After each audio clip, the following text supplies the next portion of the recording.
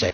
আপনাদের খানকা শরীফে নামাজ পড়েন বা খানকা শরীফকে সামনে করে নামাজ পড়েন, যেখানে আপনাদের নেতার ছবি থাকে, ছবি সামনে করে নামাজ পড়েন। এই ছবি সামনে করে নামাজ পড়ার এই ব্যাখ্যাটা চেয়েছে জনগণ। ইয়া আল্লাহ ইয়া রহমান ইয়া রাহিম। এদের ছবি সামনে রেখে, এটা সবসময় আমরা ছবি সামনে রেখে পড়ি তা নয়, আমাদের সীমাবদ্ধ জায়গা সংকলনের কারণে অনেক কিছু করতে হয় আমাদের।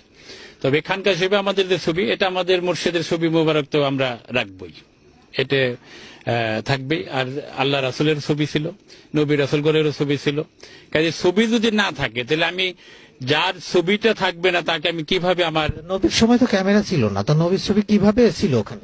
নবীর ছবি ছিল, আপনারা দেখেন সেটা কোরআনের মাধ্যমে আসছে।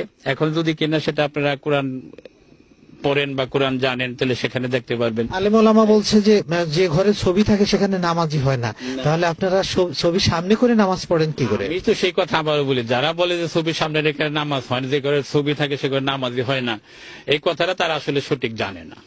না জানার কারণেই এই কথাটা তারা বলছে। আপনি দেখেন সূরা বাকারার 248 নম্বর আয়াতে যে ব্যাখ্যা দিচ্ছে, সেই ব্যাখ্যাটা তাদেরকে একটু খেয়াল করতে বলেন, দেখবেন ইনশাল্লাহ তারা সমস্তটাই পেয়ে যাবে, কোনো অসুবিধা। আচ্ছা, এই ইসে আপনার দেওয়ানবাগীকে জিন্দা কাফের বলেছে, অনেক লোকে জিন্দা কাফের বলে, গালিগালাজ করে, এতে আপনাদের ক্রিয়া বা প্রতিক্রিয়া কি? আমাদের প্রতীকে আল্লাহ রাসুলের সময় তো আল্লাহ রাসুলগণের বা নবী রাসুলগণের তো বিরুদ্ধে তারা অনেক কথাই বলছে না।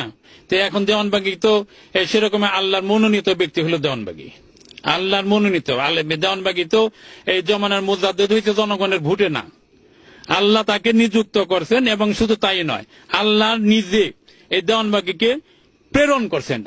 দেওয়ানবাগী কিন্তু দেওয়ানবাগী হলো প্রেরিত ব্যক্তি, আল্লাহ মনোনীত নয়নই করেন, শুধু তাকে প্রেরণ কইরা তারপরে এমন একটা ঘটনা ঘটাই দিছে মাওলায়, আল্লাহ ঘটনা ঘটেছে। আপনারা দেখেন দেওয়ানবাগীর প্রতি ছবি, দেওয়ানবাগীর ছবি মোবারক, চেহারা মোবারকটা আল্লাহ দয়া করে আসমানের চাঁদেও দেখাই দিছে।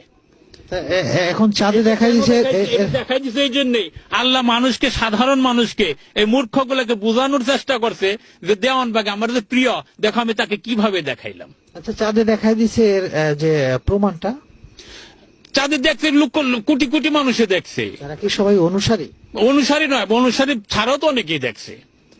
এখন যারা যারা দেখবে না, সবাই যে দেখবে তা তো না, যে অন্ধ তার আঙ্গুল যা দেখাই দিল তো সে দেখবে না।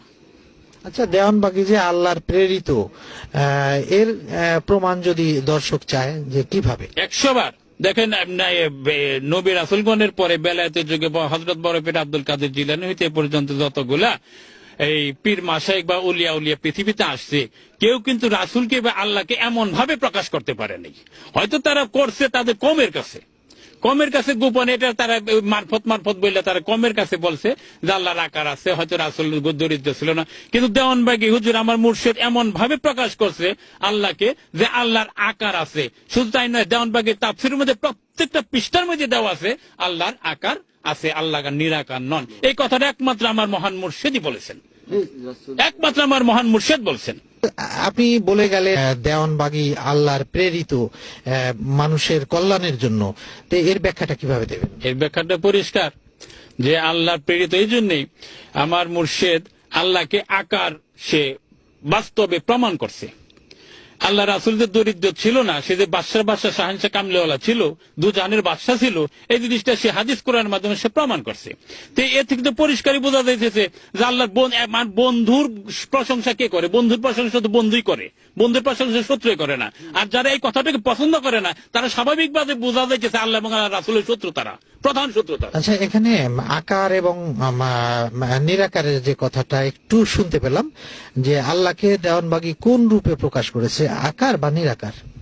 আল্লাহকে দেওয়ানবাগী আকার হিসেবে প্রকাশ করছে। আল্লাহ দেওয়ানবাগী করবে না, কোরআন তো আল্লাহ নিজেই প্রকাশ হয়েছে, কিন্তু সেটা এরা জীবনে কোনদিন প্রকাশ করে নাই। আমার আল্লাহ যে কথাটা প্রকাশ করছে। আল্লাহ যদি আকার হয় তাহলে কোন আকারে আছে যদি একটু বলতেন?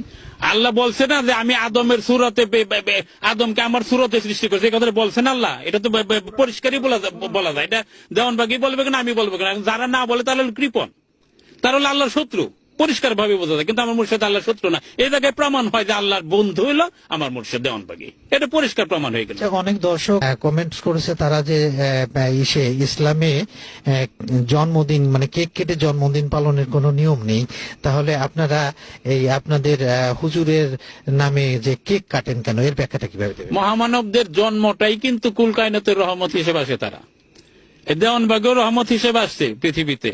ওনার জন্মদিনটা যারা যারা পালন করবে তারা অবশ্যই আল্লাহর রহমত এবং রাসূলের ভালোবাসাটা তারা পাবে, একের নিশ্চিত, এতে কোনো সন্দেহ নাই। যে এটা কেক কাটা জায়েজ নেই কথা বলছে। 100% জায়েজ, 100%, এটা 100% জায়েজ। যারা এটাকে জায়েজ বলে না তারাও আস্তে আস্তে শুরু করছে, বাবাজানের এই কথাগুলো তারা আস্তে আস্তে মানা শুরু করছে।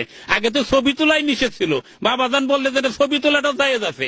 এখন দেখেন আজকে তারা ঠিকই চালছে, ন্যাজটা ভিতরে নিয়ে তারপরে তারা কাছে যাওয়া ছবি তোলা যায়, বড় বড় ছবি দেয়, পোস্টার লাগে, এমপিতে দাঁড়ায় জায়গা, কিন্তু একসময় তারা এই ছবির বিরোধিতাও করছে। তো দেওয়ানবাগীতে এখানে আরো প্রমাণ হইলো যে আল্লাহর কথা একমাত্র দেওয়ানবাগী এই দেশে সশরীরে এবং সৎ সাহসে বলছে। আচ্ছা, এখানে এই আমরা এখন যেখানে এসেছি এটা দেওয়ানবাগী নগর আপনারা বলেছেন বা আমরাও সেভাবে উপস্থাপন করেছি। তো এই এলাকাবাসীর পক্ষ থেকে অনেকে কমেন্টস করেছে, পরিচিত কিছু মুখ আমরা দেখলাম যে এই দেওয়ানবাগী নগর হতে পারে না, এটা ভণ্ড কথা, ভুয়া কথা, এটা ছয়বাড়িয়া এলাকা, দেওয়ানবাগী নগর কি করে হলো? আচ্ছা, যে বলছে এই এলাকা সম্বন্ধে, এই এলাকাতেই বলি, দূরে যাচ্ছি না, যদি তার জন্মটা এই 80 সালের পরে হয়ে থাকে তাহলে এখানে পাশে তালতলা, এটা জীবনে কোনদিন তালতলা ছিল না, এটা আবার শুয়োর খোলা কইতাম, আজকে সেটা তালতলা হয়ে গেছে, তাল গাছ একটাও নাই। শুকর খোলা মানে শুকর পালন, এখানে শুকর বাস করতো, শুকররা থাকতো, ধান টান নষ্ট করতো, কাজীটা আমরা শুয়োর খোলা কইতাম, কাজে এটা কোনোদিনই তালতলা ছিল না, কিন্তু আজকে সেটা তালতলা। আপনি দেখেন আমরা থানার পশ্চিম পাশে বরাতনগর, এটাকে বরাতনগর ছিল, এটা আমরা বিল কইতাম, গুন্দি বিল, এটা আজকে বরাতনগর হয়ে গেছে। থানার পূর্ব পাশে এটা হয়ে গেছে মডেল টাউন, তাই না? মডেল টাউন হয়েছে। এটা কি মডেল টাউন ছিল? এখানে ছিল পুষ্কুনি, ছিল পানি, আজকে সেটা মডেল টাউন। যে জায়গার পরিবর্তন হয় কেন? এটা উন্নতি হয়েছে। দেওয়ানবাগী, এখানে দেওয়ানবাগীর অনুসারে এখানে বাস করে, এখানে আল্লাহর বন্ধু বাস করে, এবং শুধু তাই নয়, আল্লাহর বন্ধুর শিক্ষা অনুসারে আল্লাহ এবং আল্লাহ রাসূলের গুণ কীর্তন এখানে করা হয়। এটা দেওয়ানবাগের নগর হইতে এটা করে মাথায় বাড়ি দেওয়া নাই, যদি সে কেউ মানলো, না মানলে না মানলো। আচ্ছা, এটা দালিলিক ভাবে কি স্বীকৃতি পাবে? 100বার পাবে না কেন? যেহেতু এটা আল্লাহর ওলির ইদা বেরিয়েছে, মুগ্ধা বেরিয়েছে, কাজে এটা একসময় অবশ্যই পাবে। এটা ইনশাআল্লাহ আমরা আশা করি আমাদের জীবদ্দশাতে এটা দেখা যাবো। শুধু তাই না, আমার ছেলের ইন্টারমিডিয়েট সার্টিফিকেটের মধ্যে দেওয়ানবাগীর নগর লেখা, ম্যাট্রিকের সার্টিফিকেটের মধ্যে দেওয়ানবাগীর নগর লেখা, আমার জন্ম তারিখ, জন্ম সনদের মধ্যে দেওয়ানবাগীর নগর লেখা, আমার বিদ্যুৎ বিলের মধ্যে দেওয়ানবাগীর নগর লেখা। আবার হয় না কেমনে যে বিদ্যুৎ বিলের মধ্যে দেখেন, আপনি দেখেন বিদ্যুৎ বিলের মধ্যে লেখা আছে দেওয়ানবাগীর নগর, আশিকের রাসূল এটিএম শামীম দেওয়ানবাগীর নগর, সাহেবের আদমরে ঢাকা। আচ্ছা, এখানে বিভিন্ন আলেম ওলামা বিভিন্ন মত প্রকাশ করছে, দেওয়ানবাগীকে নাজায়েজ বলছে, জিন্দা কাফির বলছে, অনেক কিছু বলছে। তো তারা কি সবাই ভুল বলছে? কোরআনের ব্যাখ্যা তারা যেভাবে দিচ্ছে, আপনি কি বলতে চাচ্ছেন যে আপনাদেরটাই সঠিক?